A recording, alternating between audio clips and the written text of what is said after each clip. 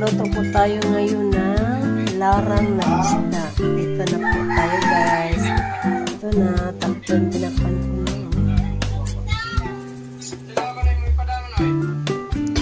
Pila may bayad? Kaya ako lang 100. 500. Ito po yung larang natin. Ito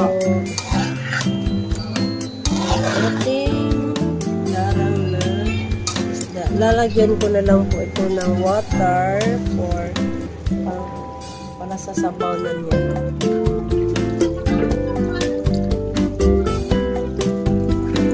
Kasi luto na po yung isda.